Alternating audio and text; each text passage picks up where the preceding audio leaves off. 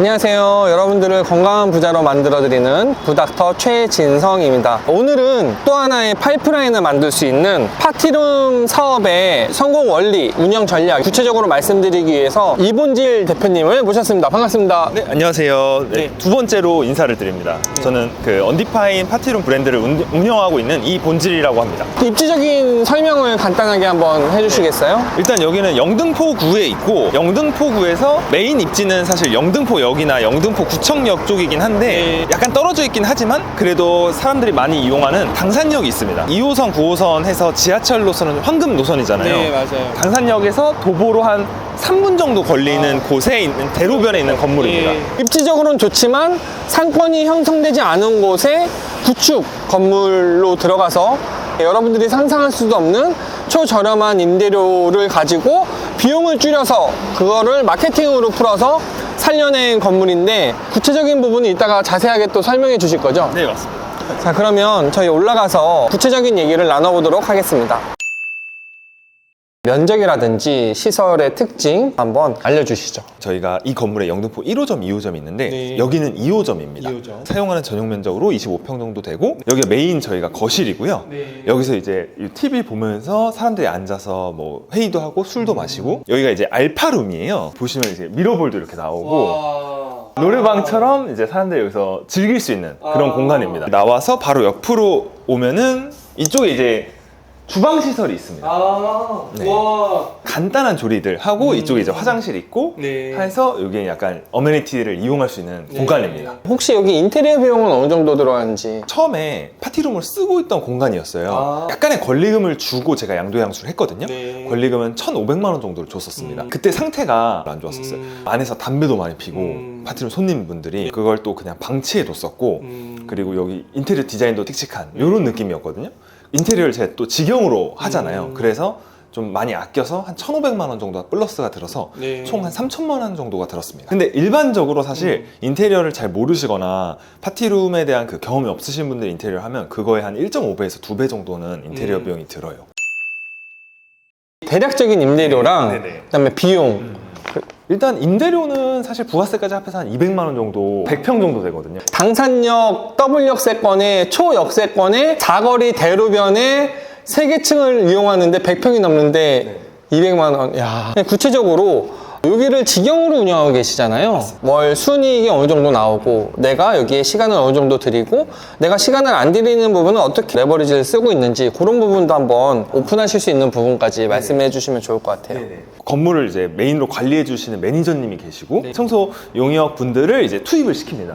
간혹 가다가 이게 사람들이 사용하는 공간이니까 문제가 생길 수가 있어요. 만약에 그게 이제 매니저님 선에서 해결을 못 할 거면 제가 와서 그걸 해결을 하고, 이런 과정들을 이제 반복하는 사업입니다.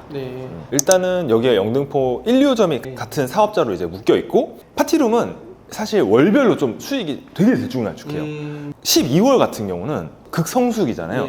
2,500의 수익이 넘거든요. 비수기 같은 경우에는 한 500 정도 나올 때가 있고, 저는 한 800만 원 정도 월 수익을 가져간다. 네, 그러면 마진율이 굉장히 높겠네요. 저는 그냥 순수익으로 계산을 하거든요. 근데 마진율은 상당히 높은 편이긴 합니다. 일반적인 직장인분들, 그리고 다른 사업을 하시는 분들이 부업으로 하기에도 너무나 좋겠다라는 생각이 드는데, 그런 부분은 어떻게 생각하세요? 어제 이제 저희 정규 강의 4기를 했거든요. 마침 인상 깊었던 분이 판교에서 이제 직장을 다니시는 분. 근데 이제 강남에서 파티룸을 이제 오픈을 하셔서 지금 한 3개월째 운영을 하고 계신데, 마케팅 수업을 들으러 오신 거예요.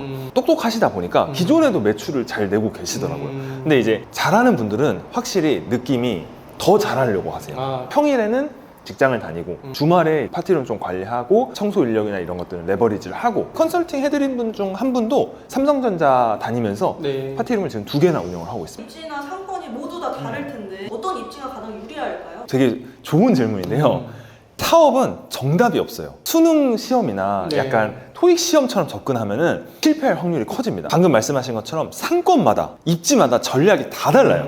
제가 초보자분들한테는 너무 경쟁이 치열한 상권은 들어가지 말라고 하거든요. 대신에 그거보다 경쟁이 좀 덜 치열한 상권을 들어가라고 말씀드려요. 예를 들어서 홍대나 강남은 경쟁이 엄청 치열해요. 그쵸. 사람들도 많이 모이지만 그만큼 거기에 파티룸 운영하는 곳이 많겠죠. 그래서 저는 그 대신에 조금 경쟁이 덜 치열하면서 사람들 수요가 있는 2급지, 2급지 경쟁 강도가 건대랑 사당 같은 데예요. 이런 공간 임대 사업을 해보면서 느낀 게 입지나 상권이 되게 중요하지만 마케팅이나 브랜딩을 잘하면은 입지나 상권이 좀 딸려도 부가가치를 크게 만들어낼 수 있다는 걸 좀 깨달았어요. 대표적인 사례가 여기 영등 당산역점. 그 다음이 사실 노량진점입니다. 노량진점은 파티룸 수요가 아예 없는 곳이에요. 1급지도 아니고 2급지도 아니고 3급지도 아니고 노량진은 거의 5급지. 아, 제가 5급지였어요, 여러분. 수익이 그렇게 잘 나는데 마케팅으로 풀어주신 거네. 네, 근데 제가 당산역점을 오픈한 거고 노량진점을 오픈했잖아요. 그때 제가 좀 자신 있게 말씀드렸던 이유가 당산역점을 해보니까 이게 브랜딩이나 마케팅이 받쳐주면은 입지나 상권이 안 좋아도 끌고 올 수가 있더라고요. 그래서 저희가 노량진점을 들어간 겁니다. 그때. 오늘 너무 고급 정보 많이 알려주셔서 감사한데 부가적인 수입을 창출하고자 하는 분들이 가장 신경 써야 될 부분 정도 한번 말씀해 주시면 좋을 것 같아요. 네, 제가 이제 이 업에 종사를 하고 있어서 그럴 수도 있겠지만 그래도 저도 객관적으로 보려고 좀 노력을 하거든요. 첫 번째 이유가 잘 아시겠지만 땅값이에요. 원화 가치는 어쩔 수 없이 낮아질 수밖에 없으니까 상대적으로 땅값은 계속 올라가고 연동되는 임대료는 당연히 높아지는데 서울은 사람들이 계속 모이다 보니까 결국은 계속 올라가고 두 번째는 인건비예요.